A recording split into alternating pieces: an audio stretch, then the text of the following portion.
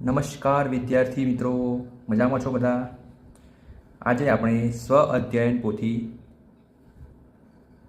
ધોરણ 7 ભાગ 2ની અંદર સંસ્કૃત વિષયના યુનિટ 4 હાસ્ય યોગનું સોલ્યુશન જોઈશું.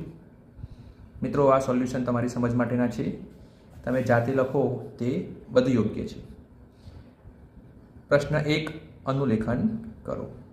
તો મિત્રો, અહીંયા 5 વિધાન આપ્યા છે.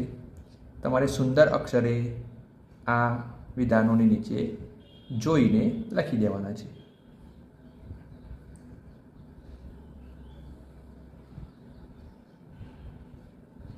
પ્રશ્ન 2 યોગ્ય સંસ્કૃત શબ્દ લખો. સફરજન, સેવમ, સીતાફળ, સીતાફલમ, આમળું, તરબૂચ,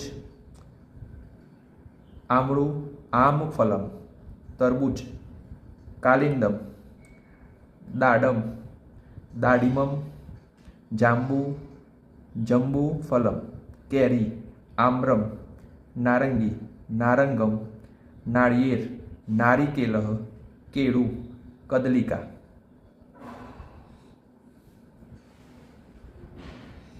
પ્રશ્ન 3 કૌંસમાં આપેલા શબ્દોનો ઉપયોગ કરીને ખાલી જગ્યા પૂરો.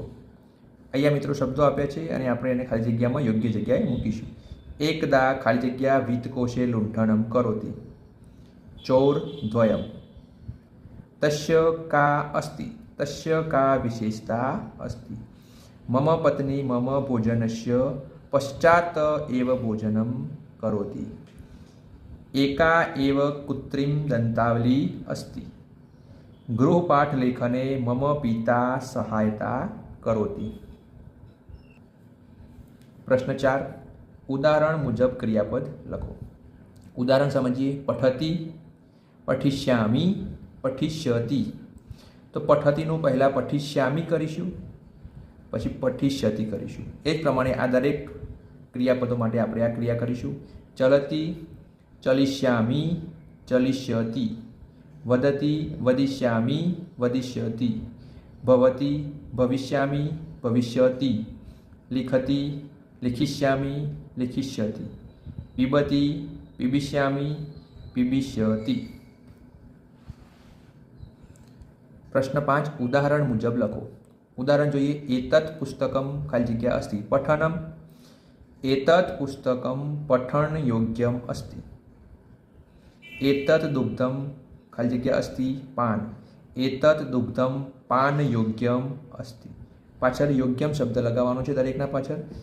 એતત શ્લોકમ ગાયન યોગ્યમ અસ્તિ. એતત સુભાષિતમ શ્રવણ યોગ્યમ અસ્તિ. એતત ચિત્રમ દર્શન યોગ્યમ અસ્તિ.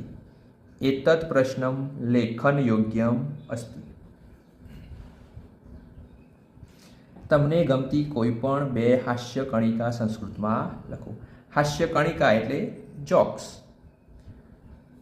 અહીંયા આપણે સંસ્કૃતના એક જોક્સ લખ્યું છે. ન્યાયાધીશ. યદિ અસત્યમ વદિષ્યતિ તર્હિ કુત્ર ગમિષ્યસી. ન્યાયાધીશ કહે છે કે જો ખોટું બોલીશ તો ક્યાં જઈશ?